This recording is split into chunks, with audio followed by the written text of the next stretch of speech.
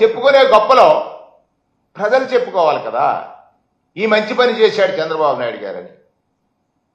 జగన్మోహన్ రెడ్డి గారి పాలనలో ఏ సంక్షేమ కార్యక్రమానికి ప్రజలు ఎక్కడికో వెళ్ళి ఎవరి దగ్గర చేయి చాయలేదే, ఎవరి దగ్గర ఆత్మగౌరవాన్ని తాకట్టు పెట్టలేదే. వారికి అర్హత ఉంటే పొందారు, ఇది నా ప్రభుత్వం అనేటువంటి రీతిలో. కానీ నీ మాయ మాటలు, నీ మోసపూరిత మాటలు, నీ అబద్ధాల్ని పదే పదే పదే పదే పదే చెప్పడం ద్వారా ప్రజలు మోసపోయారని వాళ్ళు తెలుసుకున్నారు. ఈ రాష్ట్రంలో శాంతి భద్రతలు కొరవడ్డాయి, శాంతి భద్రతలు లేవు. రాజ్యాంగం మీద ప్రమాణం చేసిన మీరు ఇంకొక రాజ్యాంగాన్ని తీసుకొచ్చారు, రెడ్ బుక్ రాజ్యాంగం అని. ఇది రాజ్యాంగ విరుద్ధం కాదా? ఈ పాలన రాజ్యాంగ విరుద్ధంగా సాగుతుంది అని అంటానికి ఇంతకంటే ఉదాహరణ ఏమి కావాలి? మీరు చేయనిది చేస్తానని చెప్పి చెయ్యనిది ప్రజాపక్షాన ప్రశ్నించేది ప్రతిపక్షం. ప్రభుత్వం అధికారంలో రావడానికి ప్రజలకు ఇచ్చినటువంటి అనేక హామీలు ఉన్నాయి. హామీలు అమలు చేయడానికి మీ దగ్గర ధనం ఉంది. జగన్మోహన్ రెడ్డి గారు అప్పులు చేసి ప్రజా సంక్షేమం జరిపాడని మీరు అంటారు. మీరు ఈ 10 మాసాల కాలంలో 1,53,000 కోట్ల అప్పులు చేశారు. 1,53,000 అప్పులు చేశారు. మీరు దిగిపోయే నాటికి 2019లో ఖజానాలో 100 కోట్లుంటే జగన్మోహన్ రెడ్డి గారి ప్రభుత్వం దిగిపోయే నాటికి, మీ ప్రభుత్వం వచ్చే నాటికి 7,000 కోట్లు ఖజానాలో ఉంటే ప్రభుత్వ పథకాలు అమలు చేయడానికి మీకు మనసు లేదే. అంటే డైవర్షన్, నాటి నుంచి నేటి వరకు ప్రజల దృష్టిని ఏ విధంగా మరల్చాలి, ఒక్కొక్క పండగకి ఒక్కొక్క వేషం. ఇలా మొన్న ఉగాదికి ఒక వేషం వేశారు, కొంతమందిని మోసం చేశారు. మళ్ళీ ఇవాళ ఈ ఉగాదికి ఒక వేషం వేశారు. దీన్ని మళ్ళీ వచ్చే ఉగాదికి అమలు చేస్తామని చెప్తున్నారు. దాని పట్ల, బీసీల పట్ల, ఎస్సీల పట్ల మీ భావజాలం. ఆ రోజు అన్నారు ఎస్సీలుగా పుట్టాలని ఎవరైనా కోరుకుంటారా అని. పదే పదే మీ నాయకులు అంటారు ఎస్సీలని చాలా హీనంగా చూసినటువంటి పరిస్థితులు ఉన్నాయి. యథా రాజా తదా ప్రజ. మీ ఆలోచన తగ్గట్టుగా మీ నాయకులు ఈ ఎవరైతే బడుగులు బలహీనులు ఉన్నారో వాళ్ళకు కొంత అవసరం. ఆ అవసరం ఎవరు తీర్చాలి? ప్రభుత్వాలు తీర్చాలి.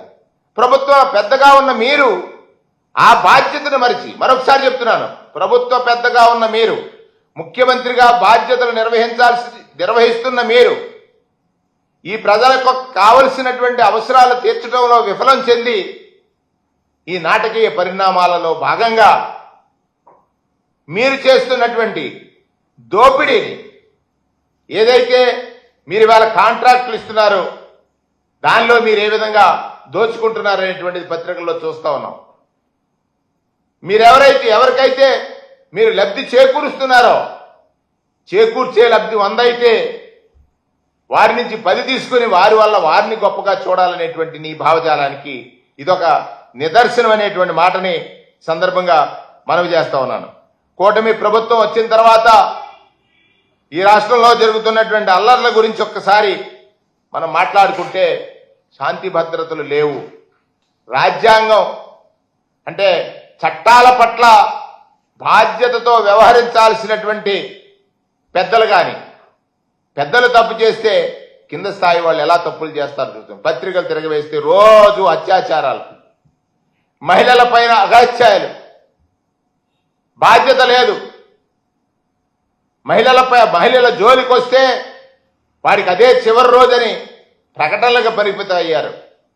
మహిళల జోలికి వస్తే వాళ్ళకి అదే చివరి రోజని ప్రకటనలు చేసినటువంటి మీరు మహిళలపై జరుగుతున్న అత్యాచారాల మీద మీ స్పందన కానీ, మీ నాయకుల స్పందన కానీ, జరుగుతున్నటువంటి తీరుని ఖండించడంలోనూ నియంత్రించడంలో మీ వైఫల్యం కానీ స్పష్టంగా కనపడతా ఉంది.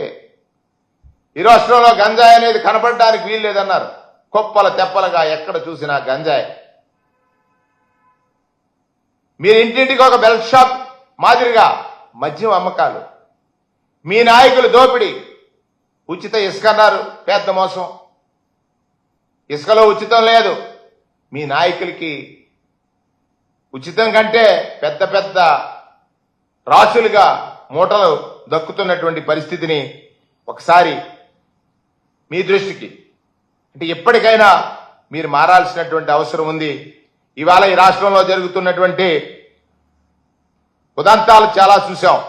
తాజాగా నిన్న సత్యసాయి జిల్లా రాప్తాడు నియోజకవర్గంలో వైఎస్ఆర్ కాంగ్రెస్ పార్టీకి సంబంధించిన కురుబ సామాజిక వర్గం, బలహీన వర్గాలకు సంబంధించిన లింగమయ్య దారుణ హత్యకు గురయ్యాడు. ఆయన హత్యకు గురైతే అక్కడ హత్యకి గురయ్యారు ఆ బంధువులందరూ కూడా అక్కడ ఉన్నటువంటి శాసనసభ్యుల మీద వారి అనుమానాలను వ్యక్తం చేశారు. ఆ దశగా పోలీసులు ఎక్కడ పనిచేయట్లేదు. పరామర్శకు వెళ్తానన్నటువంటి గోరెంట్ల మాధవ్ గారిని హౌస్ అరెస్ట్ చేశారు. అంటే ఈ రాష్ట్రంలో రాజ్యాంగం ఏ రీతిగా జరుగుతుంది? ఈ రాష్ట్రంలో ప్రజాస్వామ్యం ఉందా? అంటే ఏకపక్షంగా మాకు అధికారం ఉంది, మా ఇష్టానురీతిని మేము పనిచేస్తాం అనేటువంటి భావన తప్ప ప్రజలను ఆలోచించమని అడుగుతున్నాను. చంద్రబాబు నాయుడు గారు అధికారం పొందిన నాటి నుంచి నేటి వరకు రోజుకు ఒక అసత్యాన్ని, ఒక అబద్ధాన్ని వండి వారుస్తున్నాడు. ప్రజల్ని మోసగించడమే తన లక్ష్యంగా ఎంచుకున్నాడు. దానికి పోరాటానికి నలుగురిని పెట్టుకున్నాడు. ఆ పొగడ్తల వల్ల పేదవాడి జీవితాలు మారవు. చంద్రబాబు నాయుడు గారిని పొగడటం వల్ల పేదల జీవితాలు మారవు. అలాగే జగన్మోహన్ రెడ్డి గారిని తిట్టడం వల్ల పేదల జీవితాలు మారవు. స్వయంగా మీ శాసనసభ్యులు అంటున్నారు, నువ్వు గొప్ప పాలన ఇస్తానన్నావు, జగన్మోహన్ రెడ్డి గారి కంటే ఎక్కువ సంక్షేమాన్ని అమలు చేస్తానన్నారు. ఆయన చేసిన సంక్షేమం ఎక్కడా అమలు జరగలేదు. నేను ఇవాళ చూశాను, ఒక అధికార ప్రతినిధి చెప్తా ఉన్నాడు, జగన్మోహన్ రెడ్డి గారు మీరు అధికారంలో జూన్లోకి వచ్చారు, అమ్మఒడి కార్యక్రమం ఎప్పుడు ఇచ్చారు? 2020. ఎంత తెలివిగా చెప్తున్నాడు. 2020 జనవరిలో ఇచ్చారు. ఎన్ని నెలలు తేడా? 6 నెలలు. మీకు ఇప్పుడు ఎన్ని నెలలు అయింది? 10 నెలలు అయింది. జూన్లో ఇస్తారో లేదో తెలియదు, అందరికి ఇస్తామని చెప్తున్నారు. ఇవ్వండి, మేము అడిగేది కూడా అదే, మేము అడుగుతున్నది కూడా అదే. రైతు నష్టపోకుండా పెట్టుబడి సహాయాన్ని ముందే అందించేటువంటి జగన్మోహన్ రెడ్డి గారు గత సంవత్సరం మీరు రైతులకు ఆ సహాయం చేయలేదే. మరి రైతులు నష్టపోయారు కదా, ఖచ్చితంగా వారు నష్టపోయారు. గత సంవత్సరం రైతు భరోసా రాకుండా ఇవాళ ఇస్తారంటున్నారు. మరి మొన్నే చూశాను, ఉగాదికి ఉచిత బస్సు. మరి ఎక్కడ తిరుగుతున్నాయి? ఉగాదికి ఉచిత బస్సు అన్నటువంటి ఒక మైత్రి ప్రకటన ఉచితం అయిపోయింది కదా, మరి అది లేదు కదా. ఒక గ్యాస్ సిలిండర్ ఇచ్చి ఊరుకున్నారు. ఇక్కడ ప్రజలు ప్రభుత్వం పైన ఆధారపడినటువంటి వాళ్ళు.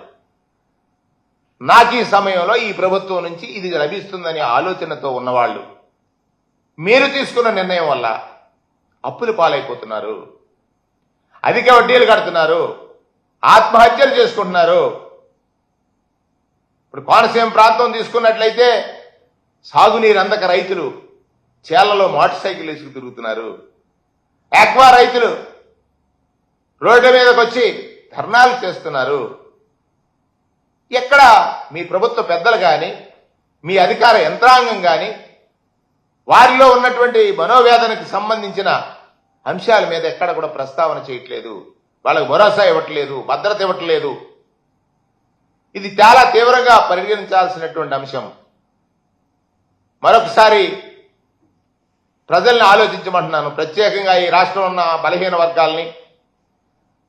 వర్గాల జీవితాల్లో వెలుగులు చూడాలని, ఆ కుటుంబాల్లో ప్రకాశవంతమైనటువంటి జ్యోతులు వెలగాలని ఆలోచించిన ప్రముఖ నాయకుడు రాజశేఖర రెడ్డి గారు అయితే బలహీన వర్గాల్లో పిల్లల్ని కన్నా తల్లులు బాల్యం నుంచి కూడా వాళ్ళు ప్రకాశవంతంగా ఉండాలని ఆలోచించినటువంటి నాయకుడు జగన్మోహన్ రెడ్డి గారు.